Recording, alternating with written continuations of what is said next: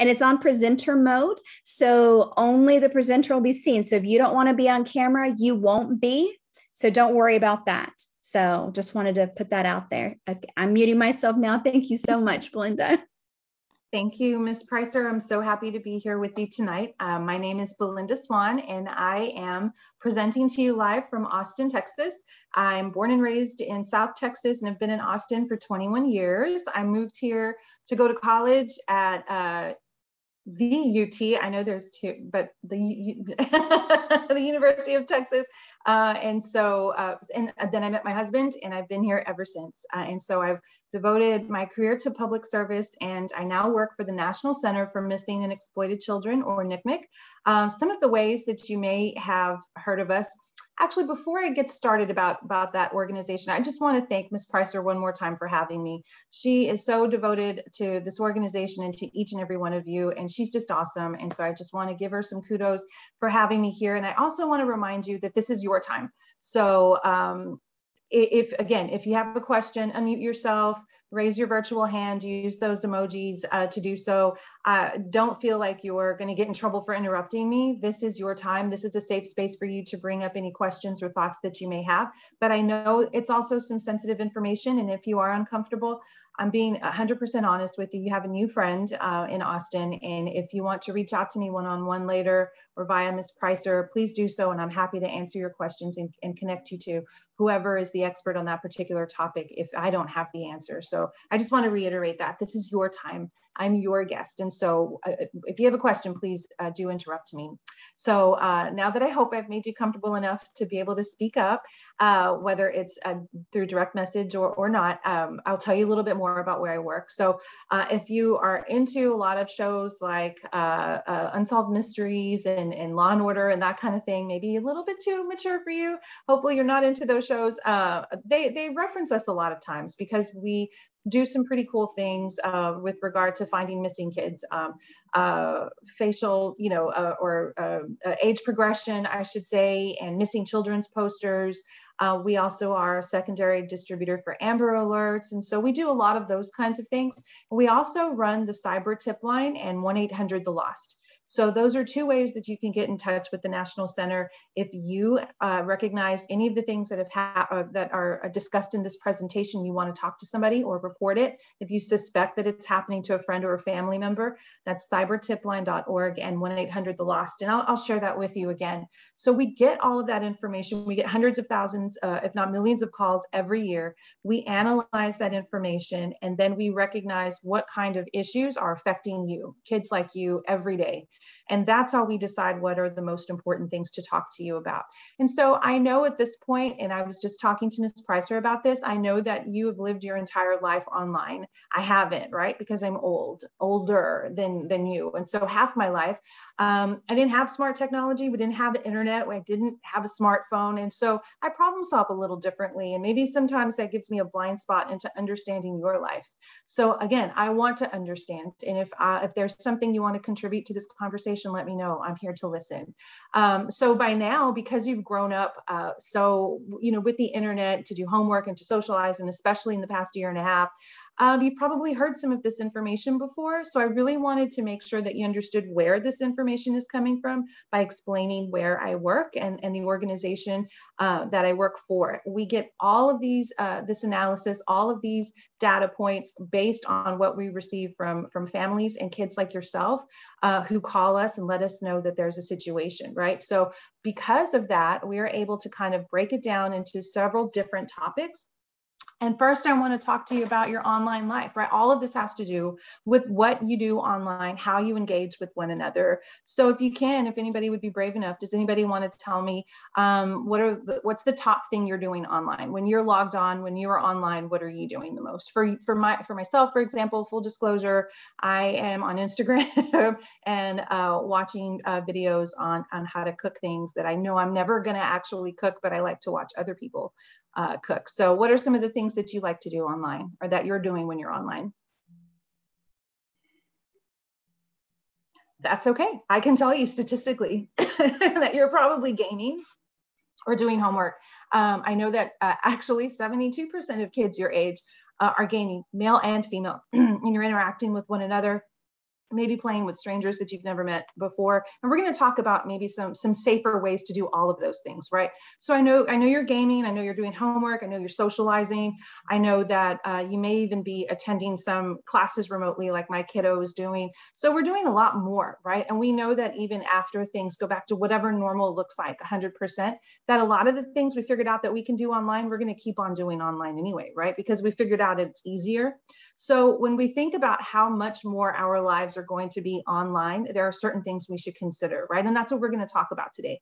And again, if any of this makes you uncomfortable or you have questions and you want to reach out to me directly, please do. But we are going to talk about each and every one of these topics, right? Sending mean or rude messages, sharing inappropriate photos, talking about adult subjects, and visiting adult sites, right? Each one of these categories is considered a potentially unsafe behavior, and we're going to talk about why, right? So sending mean or rude messages is just another way of saying cyberbullying.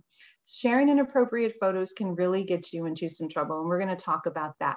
But one thing I want you to hear me say is that I'm not talking to you from a place of judgment.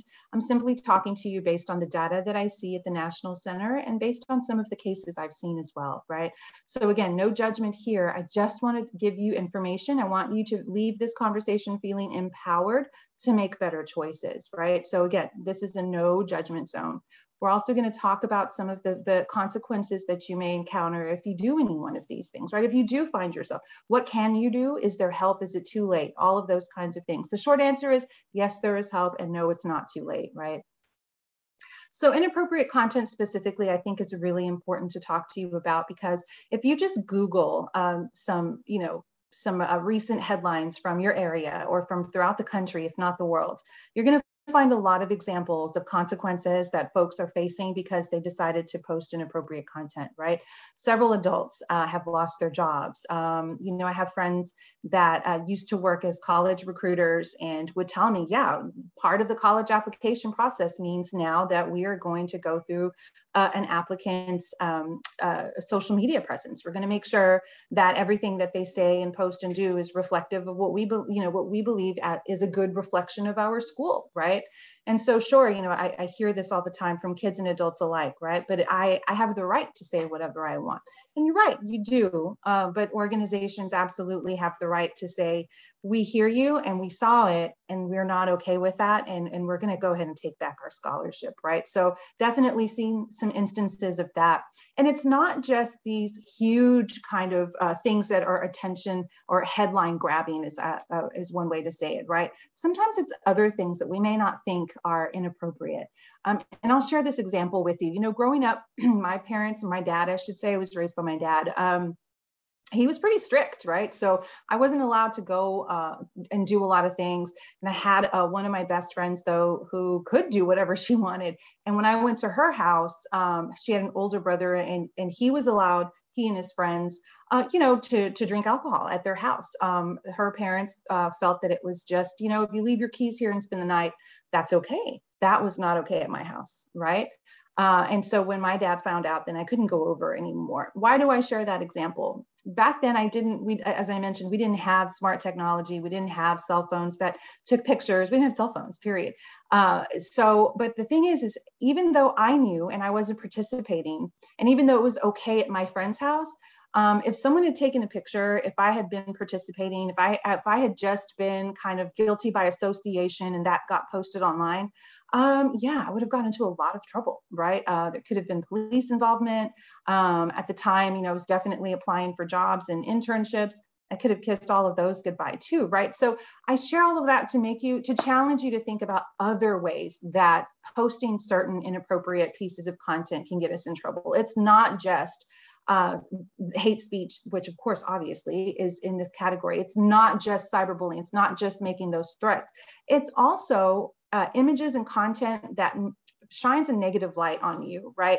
That will leave people making assumptions about who you are and your behavior, even though that's not exactly what you meant, right? Like, for instance, I didn't participate, but I was there, and so I could have been linked to that behavior and really suffered those consequences. So yeah, each one of these things is absolutely inappropriate content. And I implore you to not share any of this online. but there are also other layers, right? We have to look in between the lines and think about those things. Think before you post, essentially. How is this reflective of me? Is this something that I want that person in my life that matters to me, whomever that is, to see? What would they say if they saw this and with my name attached to it, right? And so some of the things that could happen, right? Your reputation could absolutely be ruined, right? Can absolutely get you in trouble with your parents, with school, or with law enforcement. A lot of instances that I see actually happen on school grounds, even though I know you're probably not supposed to have your cell phone out at school. But we know, right, that you are using your phones on campus, and if so, you're doubling that potential for that punishment if you're doing that at school as well, right? So the consequences are endless, right? The possibilities, and you could absolutely damage your future opportunities. Again, I've seen situations for adults and kids alike, that one moment where you thought maybe it was going to be funny, or maybe you thought, you know what, this person had it coming, you know, I've been being bullied, and you know, I'm gonna post something back, and then everyone gets in trouble and you've lost that opportunity. So the biggest thing, and you're going to hear me say this throughout this evening, is that we can't pretend like the screen gives us gives us protection from the real world. I've seen adults, again, as I've said, I've seen adults and children kind of blur that line. I worked for the Texas Attorney General's Office Law Enforcement Division years ago, and I was assigned to the cybercrimes unit. And this was, years ago when Facebook was super popular for everyone, and adults, were on it, and they would go on vacation and they wouldn't set their privacy settings, and they'd post pictures of their food, and they'd post pictures of this and that, and, just telling everybody where they were and what they were doing, and then come home and their house had been robbed, right? And so once we delved a little deeper, it's like, well, you told everybody in the universe that you weren't home and that you weren't going to be home for several days, right? So again, things to think about, right? Not only could you potentially damage your reputation, but you could put yourself at risk too when you're posting things that are inappropriate and not necessarily taking care of your online presence, right? So we're going to talk about that in a little bit more in detail, but I hope this is making sense for you. I know you've heard this before in different ways about things not to post, but I want to challenge you to think about that gray area, right? We know hate speech is not okay. We know that, bullying and making threats is not okay, but we also have to think about all of the ways that the content that we share online reflects who we are, right? So those same standards that we hold ourselves to in person are the same standards we have to hold ourselves to online as well, right? So again, as I mentioned, some things to ask yourself when you're posting, and this goes for adults too, right? Absolutely. Who might I hurt? Do I like what this says about me? I think that's the most important thing for you to consider. Do I like what this says about me? Once I hit send or post, is this who I am? Is this what I want folks to consider when they think about me or see my name? Because screenshots are a thing, right? We could certainly help you remove images from the internet, and I'll get to that later. That's one of the many things that we do at the National Center, but that doesn't erase it from someone's cell phone who's taken that screenshot, and is going to hold you to that standard forever, right? So do I like what this says about me? I hope that you'll consider that after you've heard this presentation. Could this get me into trouble? I mean, that's really practical. If I hit send, is this going to get me in trouble? Would the adults in my life think this is appropriate? I know this sounds crazy. I am in my 40s. My grandma is still alive, right? She's 92 years old. I talk to her every day. And you know what? I still worry about what she thinks about my accomplishments, what she would think if I did something to damage my reputation. I still take that very seriously. That's my Momo, right? Who's your Momo? Who is that person in your life who you would be devastated if they saw what you posted and thought, wow, I didn't know that this is who you were. All things to consider. And absolutely, how could this impact my future? I want you to realize, as I mentioned, that college recruiters look at this kind of thing, jobs, summer jobs, internships, certainly heard instances where kids who, were just volunteering, maybe at an animal shelter or some other place, and that you still have to go through a background check, you still have to, and more organizations are also doing deep dives on people's social media presence. And I've seen kiddos lose out on those opportunities too. So another thing to think about, is this reflective of who I am? Do I like what this says about me? And how could this impact me, right? In the long term, it might feel funny, it might give you some joy or some laughter for an hour or two, but after reality reality sets in and you think about the long-lasting impact of that one decision, you may have some regret, right? So let's try to avoid those regrets and make better decisions. And again, remember that how we conduct ourselves online is an extension of who we are in real life, right? So another thing to consider that I've absolutely seen time and time again is that information absolutely can spread quickly into a lot of people, right? Think about, I get a lot of my news on Twitter, and it's really scary how a news story could be reported initially the wrong way, and 2 million people read it that way. And then 5 minutes later, maybe it was corrected, but not as many people saw that correction, right? And so now folks, so you see where I'm going with this. Information can travel so quickly to so many different people instantaneously, right? It can reach people that you don't want it to, and it can absolutely be permanent. So this also has a hand in how we consider our personal information and our online privacy. I want to challenge you to consider whether or not you know every single person that follows you and that you follow. Do you know them in person? If you don't, then you should delete them, right? I want you to think about it this way.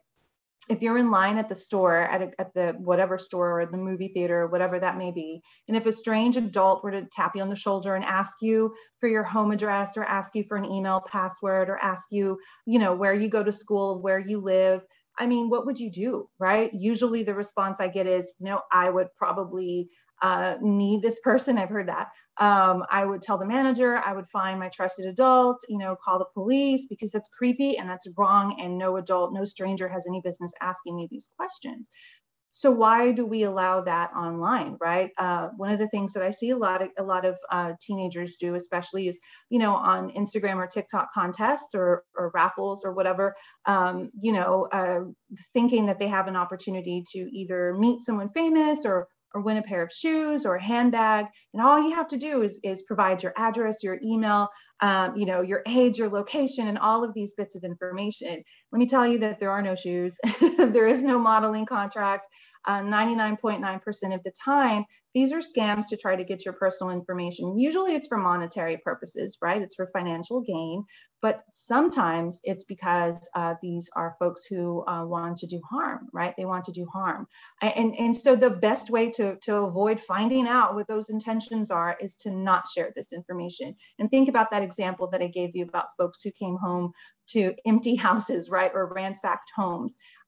Sure, it's fantastic. It's great to use social media to connect with one another, but we don't want to give too much information, and we don't want to give it to people we don't know. So especially, please do rethink your followers and who you are following. Make sure that you know who these people are in real life to help to avoid some of these things. I'm not here to scare you, but I will tell you that I've seen some pretty horrible things happen when we let our guard down online, right?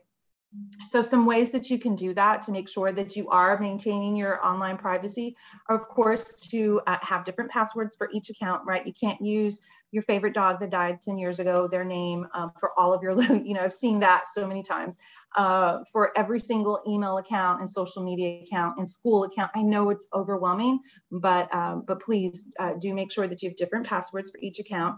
Use those privacy settings. Every single app that you utilize, I guarantee you, under settings has some privacy options.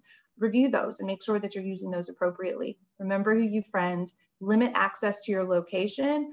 And again, I'm not here to scare you, but I will tell you that when you don't have your privacy settings set and you post a picture that is perfectly innocent, but you're wearing, I don't know, a school pride shirt, or a shirt that kind of indicates where you live, your hometown. It's very easy for somebody with bad intentions to put 2 and 2 together and figure out where you live and where you are every day for 8 hours, right, at school. So please consider that as well. Look for the lock symbol. You should know this, I'm sure, but when you're on a safe and trusted website, it'll have a little lock symbol on the top right next to it. If it has a red line or if it doesn't have one, you're in a dangerous website that's probably collecting all of your personal information. Don't share anyone else's personal information. If for some reason you've been trusted with a friend's password or log on, which they shouldn't do that, don't share that information, right? You could be held liable for whatever happens with that information. So just don't share your passwords.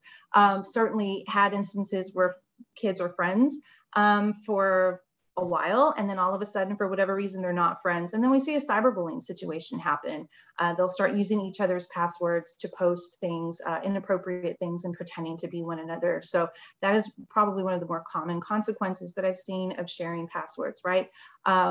It might be convenient in the moment, but if for whatever reason you have just had to share your password, when you can, change it as soon as possible, right? So these are some tips to keep your information safe. And again, I keep on hinting to some of these more dangerous things that can happen when we don't. And we're going to talk about that here in a minute. And so we are going to talk about sexting. And again, I know this can be uncomfortable, it can make us laugh a little bit, but it's important because I know that, that it's happening. And you probably know someone who has seen or shared an image, right? And so it's important for us to talk about what can happen if things go too far. And like I said, I am not here to judge. I just want to make sure that when you leave today, you have information to make better choices. We all as adults, right, and Ms. Pricer and I can share, I'm sure, some horror stories about our awkward years as young teens and preteens. And that's just the same for every generation. But your generation has the capability to report it and share it with the world, right? So we just have to consider some of the things that may go wrong if we make some different choices. So I'm going to share this video with you, and then we're going to talk about it. I'm going to ask you a few questions. And so I'm going to go ahead and get that started. Can you hear it?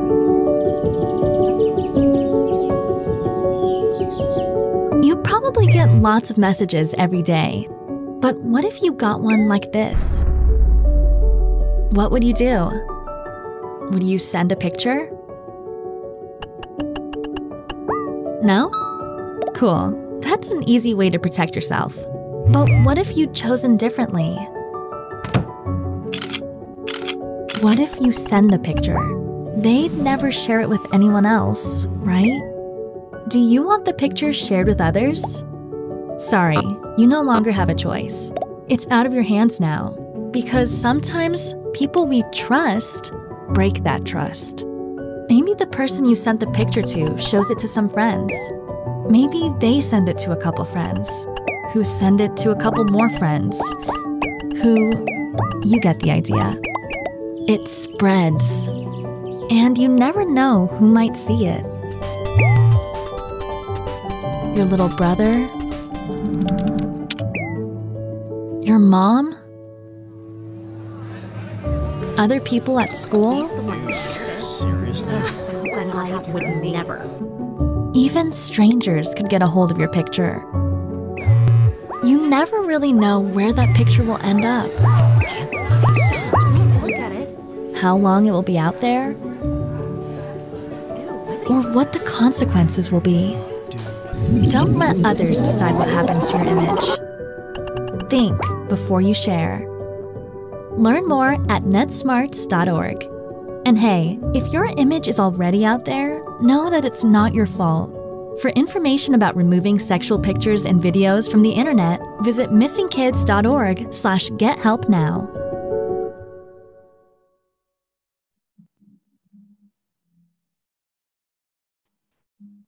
Does anybody have any questions or thoughts about the video? No? That's okay. That's what I'm here for. So I hope two things that I hope you took from that. Again, no judgment. I just want you to realize that once you do hit send, once you do hit post, you lose control. And that's really important for you to consider. You lose total control of what happens next. You lose control of who is able to take that screenshot. You lose control of who is able to forward that message along to others. You are no longer able to get that back, right? And so some of the consequences, as you can see from the screen, that photo can get lost or misplaced, right? I was just talking to Ms. Pricer about how horrible I am with technology, and I break and lose all the time. And with that go your photos, right? And your innermost thoughts, right? If you're using notes or if you are texting with your best friend, can be passed around without your permission, like you saw in the video. It can be used to bully you, can be used to blackmail you. I've seen that. I'll share with you what I do see. And again, I just want to be honest with you. A form of bullying that we do see is called sextortion, right? And so when a sexting image ends up in the hands of somebody who's not trustworthy, and then they demand things and use that photo to blackmail you to either create more images or videos, or for money, or for a variety of other things too, right? And so that's worst case scenario, but I do have to mention it to you.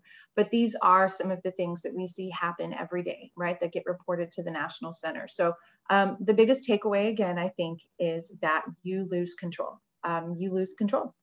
And so you can absolutely get in trouble. Is it illegal for one minor to send these kinds of photos to another minor? The short answer is yes. Every state, every county, every city, every jurisdiction has, deals with this or addresses it or punishes it differently, but everywhere it's still illegal, even if you're both minors, right? So something else to consider. But again, the biggest takeaway for you, I hope, is that you recognize that you lose that control, and there is no going back, right? These are some pretty serious consequences that you could face if you do decide to go ahead and do so. But again, there's no judgment. I hope that you caught that. The second thing that I hope that you heard from at the end of the video is that if your picture is out there, if it's being used to harass you, to bully you, to blackmail you, if it's ended up in the wrong hands online, it's not your fault. And we're here to help you. We work with internet service providers and social media providers. We have strong working relationships with them to request to remove these images from the internet, and we will absolutely do that for you. Of course, all of our services are free, right? And you can call us anytime. If you or somebody you know is in this situation, give us a call and we'll help you out. We can also hook you up with some mental health resources, some peer support if you want to talk about how this made you feel.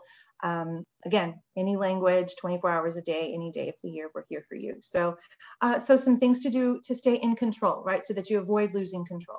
Don't take images of yourself that you wouldn't want everyone to see. I know I had a high school sweetheart, right? And you think you're going to marry that person, but the truth of the matter is we don't know. I did not marry him, by the way. We don't know what's going to happen. And sometimes people violate our trust. Sometimes they let us down, right? And so the best thing we can do to retain control is just not to do it, right? But don't forward anyone else's image as well, even if you're not in the picture, even if you didn't take the picture and someone sent it to you and you send it to someone else, you're just as guilty. So that's something to consider as well. When you hit send on somebody else's image that they sent to you, you've just re-victimized the person in the picture, right? I'm sure that they didn't intend for you or for anyone else to have that either. So something to consider, right? Don't ask or pressure anyone else to share an image, and no one should be doing that to you. In a healthy relationship, someone that absolutely does care about you or loves you would never make you do something you don't want to do, period. That goes across the board. But we're talking about sexting specifically, but in general, in a healthy relationship, someone who truly cares about you or loves you isn't going to make you do anything that you don't want to do.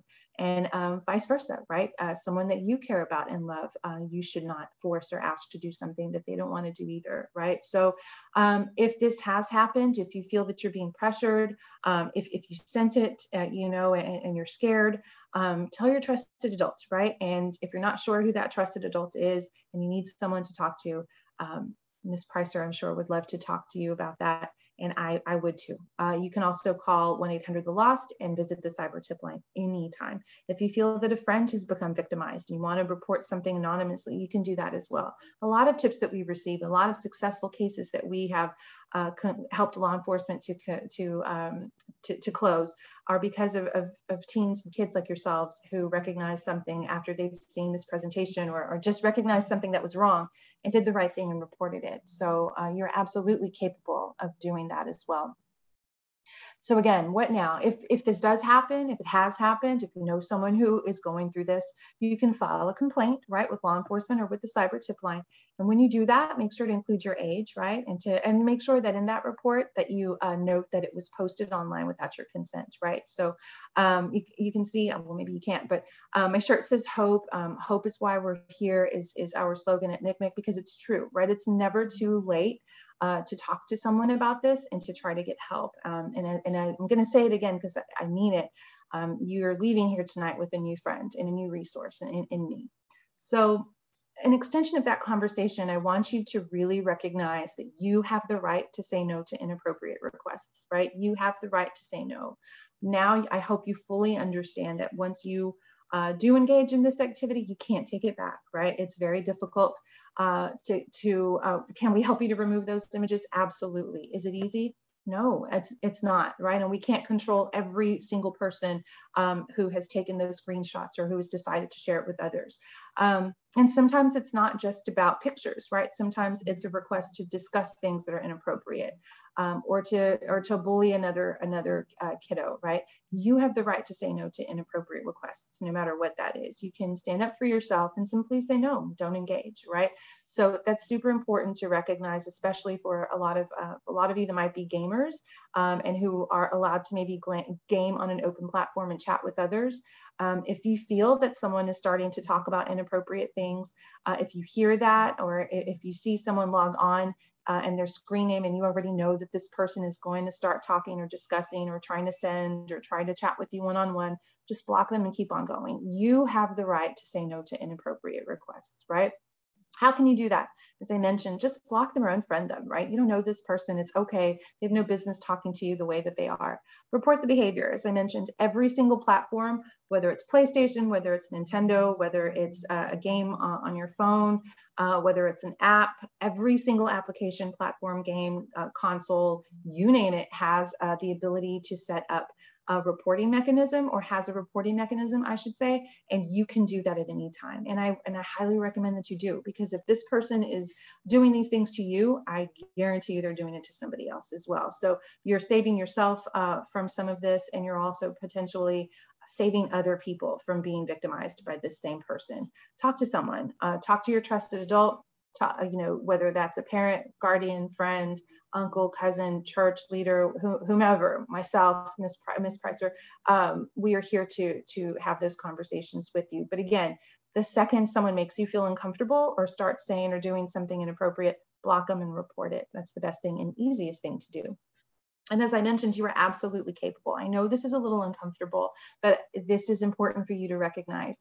Again, you're probably not watching all the same shows that I watch, but a lot of these crime shows that I love to watch make it seem like you need filing cabinets full of evidence and 10 warrants and all kinds of crazy things to try to report some crime that's happened, right? For something to actually happen. And that's not true. This is an example of an actual report to a social media site. This kiddo saw this same presentation, received the same information, right? And this happens all the time. And I know that statistically, it's likely that it may have already happened to you. And so this person direct messaged this minor, this young girl, and asked for, if she liked nude photos. And she told him no, she did the right thing. And he sent one anyway, right? So she knew what to do. She reported it to the social media site, who, like I said, we have relationships with all of them. So they reported it to us. We were able to track and find this guy based on, his IP address and some other clues and evidence that we had access to. And we were able to package this, find out where he lived, and report it, send it to the law enforcement agency in the area. And they're able to find him and arrest him, right? So a kid did this, a kid your age did this, right? A young teen did this. You can do it too. So if this happens to you, if it's happened to someone you know, save the evidence, talk to your trusted adult, and report it to the cyber tip line. We can help you to get help and to make sure that this person, will try our very best to make sure this person doesn't do this to someone else. So that's the point here. I know it's uncomfortable, but I just wanted to give you an example of what that looks like, right? You don't need miles and miles and miles of evidence. It's this simple. So when inappropriate requests to go too far, right? And I've already hinted at some of these kinds of things.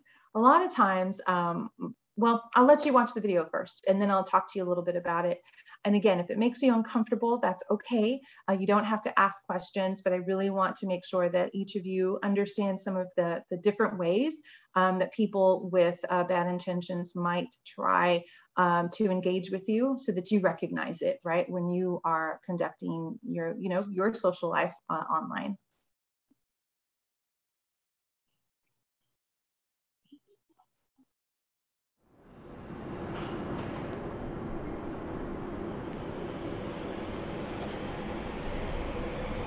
It happened to me 5 years ago. My parents were divorcing and things at school and with friends weren't too good. I felt like the world was falling down around me. That's when I met someone online. We would chat about everything in my life. I finally had someone to take my side and see things my way. I had someone who put me first. No matter how much I thought we could trust each other, I knew better than to meet in person with someone I had met on the internet. But one day, when school was dismissed early, there was someone waiting for me at my front door. I never thought I'd find myself in this situation. I learned the hard way that no matter who you think you're talking to online, there are people out there looking to hurt you. It doesn't matter if they're male or female, or if they look a little rough around the edges, or even if they're the most beautiful person. These people exist, online and in the real world. It happened to me too. I was 14 and someone online sent me a private message. I shouldn't have responded, but I messaged back and 7 days later, agreed to be picked up outside of my house at midnight. I was taken to another house and what happened there was terrifying. I'll remember it for the rest of my life. I felt numb and powerless and didn't know what to do. I was too afraid to tell my parents and ashamed of what everyone would think of me. But hiding it was a mistake. I saw the car that I was taking and driving around my neighborhood all summer long. Was I being targeted again, or was someone else being victimized? I finally decided to tell someone.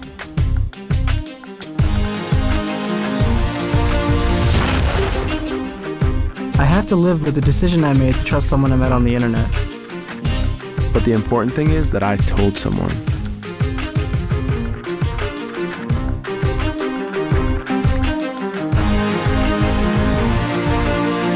I'm not a victim, but a survivor.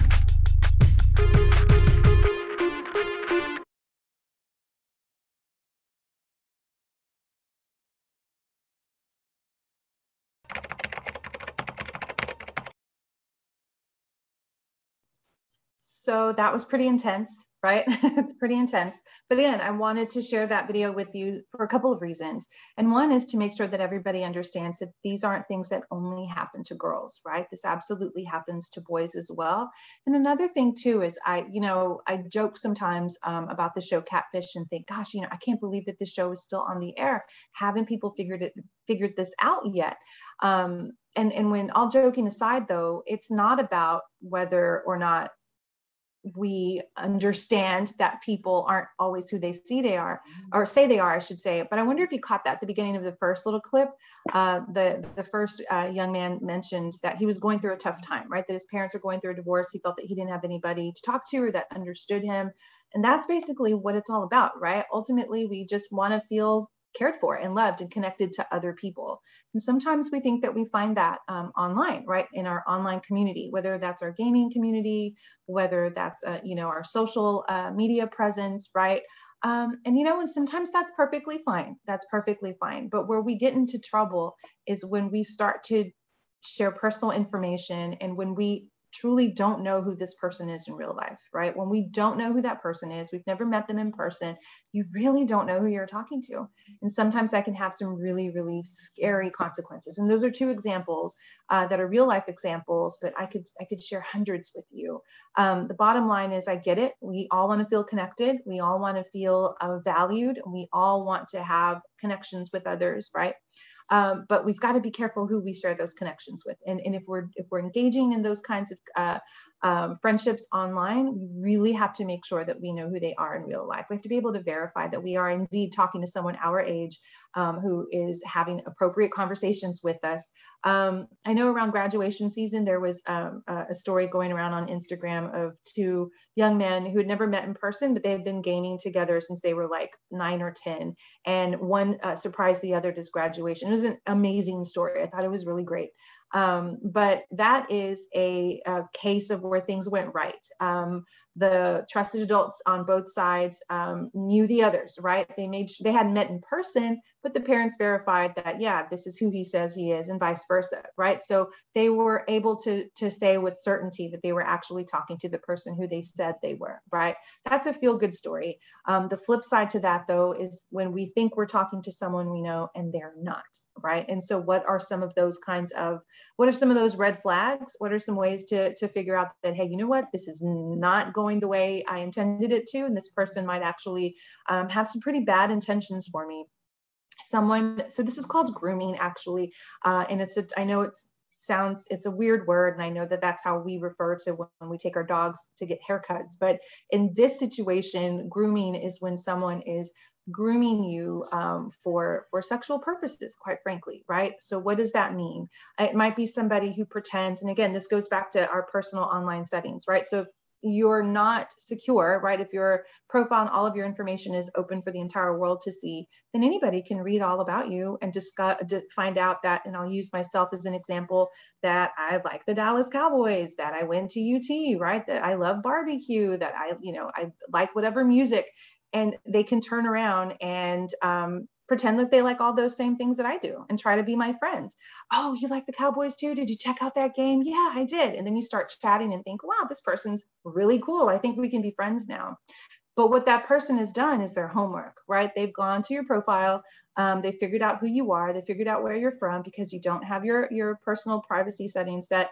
And they're trying to get you to trust them. And once they get that trust, this is when things start to get scary, right? They start to try to flatter you or send you gifts, try to talk about those adult subjects that you know are inappropriate. But because they've taken this time to build trust with you, you think that maybe this is okay. This is my friend, right? They ask you to keep this friendship private and turn you against your family and friends, right? Don't tell them about us. Don't listen to them. I'll tell you what to do. Ask me what I think. They're wrong. I'm right. And then slowly but surely, they'll start to ask and share some of those revealing messages. So I shared that screenshot with you. That guy just did it. He just did it, right? He did it without that girl's permission. This is different. This is when someone takes their time to trick you into believing that you are in a relationship or in a real friendship with them. And then they go for those images. Then they start sharing those images, right? These predators enjoy this, right? They enjoy tricking people of all ages, and especially kids, right? Especially minors. And once this has happened, what we see a lot of times is that they'll start to try to blackmail you. Y'all, I know this is really scary. If you have any questions, if you have any thoughts about this, just, unmute yourself and let me know.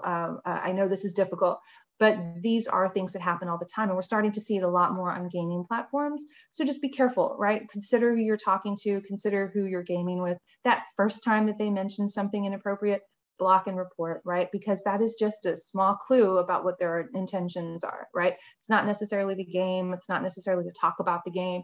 It's maybe to start to try to establish some sort of relationship with you for bad purposes. So some things to think about. And again, I know it's super, super heavy, but we care about you, and we want you to be able, again, to walk away from this presentation feeling empowered, not scared, but feeling empowered and smarter about some of the things that you may recognize so that you can make better choices.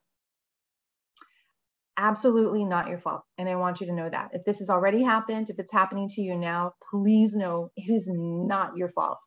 There is no reason for an adult to approach you or talk to you about any one of these kinds of things. It's never your fault. You will never be judged when you call 1-800-THE-LOST or visit the tip line or reach out to me or reach out to Ms. Pricer. We will get you the help that you need. So don't have any shame in speaking up about any one of these things if it's already happened, or in trying to help a friend who may be going through this to get help too. What you can do, again, because this is all about empowering you with information, right, is don't engage, right? As I mentioned, the first time they start talking inappropriately, whether it's using hate speech or whether it's talking about sex, whether it's asking you inappropriate questions, whether they sent you a photo you didn't ask for, the first time that happens, just don't engage, just ignore, block them and report it, right? They'll never know that it was you. You can do it anonymously. Absolutely don't meet them offline. You are playing a very risky game when you decide to meet someone that you only know online in real life, right? As I mentioned, that example, that feel-good graduation example, was only possible because the parents of both kids knew, had verified, right? When you are unable to verify and you're only going based off of what this person's telling you online, you just don't know who they are, right? You just don't know who's going to show up at your door. Tell an adult you trust if things got too far. If they went too far, tell an adult you trust. Call the cyber tip line. Send me an email. We'll help you. So report anybody who sends you adult images, just like that girl did in the slide I showed you, or asks to send images of yourself. talks to you about adult subjects, and asks you to meet offline. You can report all of those things to the cyber tip line. And there's that information, cybertipline.org and 1-800-THE-LOST. I think I've said it enough times to remember cyber tip line for the rest of your lives, but these are absolutely things that you can. And if you're not sure, if you just think it feels weird, it looks weird, it sounds weird, you're not sure, take that screenshot, call us. We'll help you through the reporting process. Don't share that if you have that evidence. You don't want to share it anymore and send it off. Call us and we'll walk you through that reporting process. So the last thing we're going to talk about today is cyberbullying. And I know in Texas, I think every district has a zero tolerance policy. So you probably already heard lots about this, but I want to challenge you just to think about things a little bit differently. Some obvious examples, of course, are spreading rumors and gossip through text messages and threats. But some other things that you may not necessarily think about as cyberbullying that I've seen often are photoshopping photos to embarrass other kids, right? It may seem super funny in the moment, but that's very humiliating for the kid, right? I've definitely seen images where the head has been placed on like the body of an animal or doing, a variety of really embarrassing things. And that's cyberbullying. It's humiliating, right? And cyberbullying is obviously using the internet to bully someone, right? So the more extreme and obvious examples, of course, are creating a hate group about someone, posting mean comments online. But I want you to think about all of the other things that we may think are pretty innocent and funny that are actually, pretty harmful and humiliating to the person that they're about. Stealing someone's identity to create a fake profile, definitely seen that happen a lot, right? And that goes back to not sharing those passwords, right? That goes back to making sure that, but it's happened to me. It's happened to me while I've presented. It was, where a kid, and they were 6th graders, right?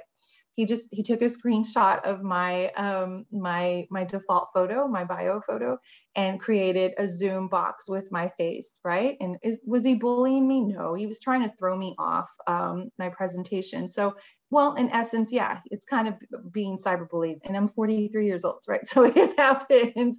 And those are just some examples of how we can use information that is readily available about one another to bully somebody, right? So think about those consequences. And I also want you to think about ways you might recognize that any one of these things is happening to somebody that you know, right? And then what you can do about it.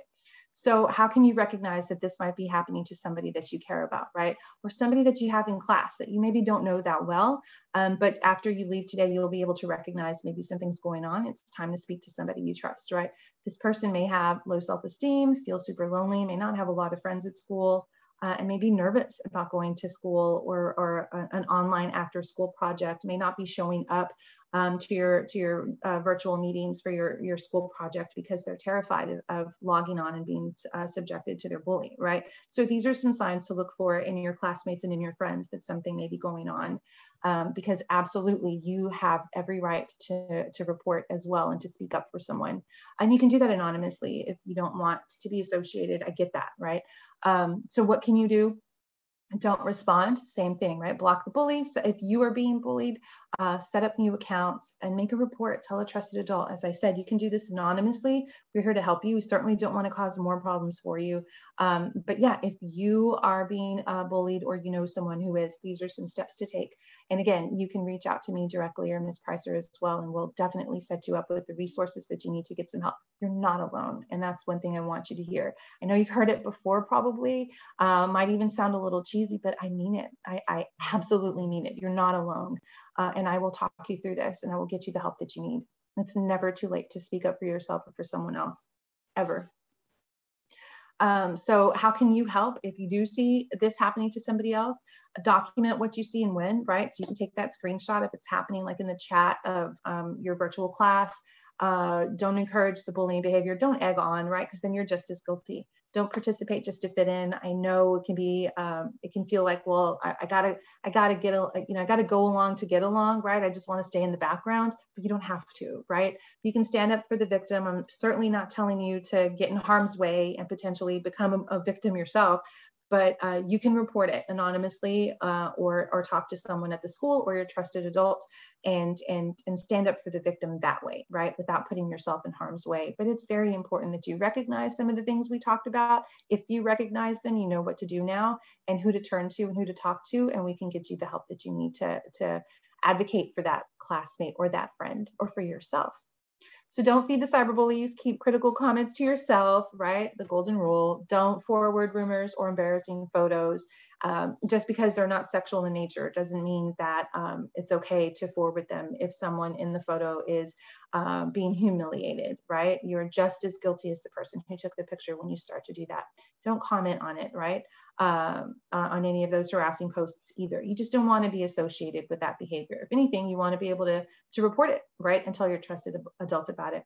Treat others with respect. Essentially, at the end of the day, is what all of this is about, treating others and yourselves with respect. So we can create a positive online environment by being careful about what we share, not encouraging or enabling cyberbullying, right? Not requesting inappropriate content from others either, and by reporting inappropriate behavior, right? And not letting things get too far. Now that you recognize that perhaps maybe this person who I've been gaming with is maybe taking things a little bit too far, starting to talk about things I don't want to talk about.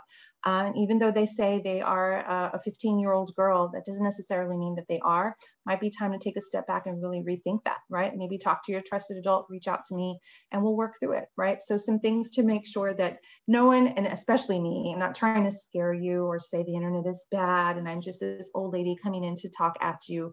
I really just want you to feel better about your day-to-day experiences online, because I know as you get older, more and more of your life, my work is online all day long.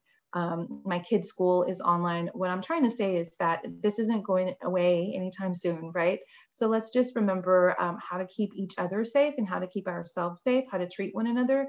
And if things go too far, again, I'm going to say it again, just know that you're not alone and that you have an entire team at the National Center who's ready to help you anytime you're ready to speak up for yourself or for someone else. So yeah, this is the end of the presentation and I want to give you time to ask questions. Is there anything that stood out the most for you? Is there something going on that you have a question about? This is your time. There's no need to be embarrassed, but I know sometimes I get nervous, even though I speak for a living, talking in front of others. So you can email me too if you'd like, but are there any questions?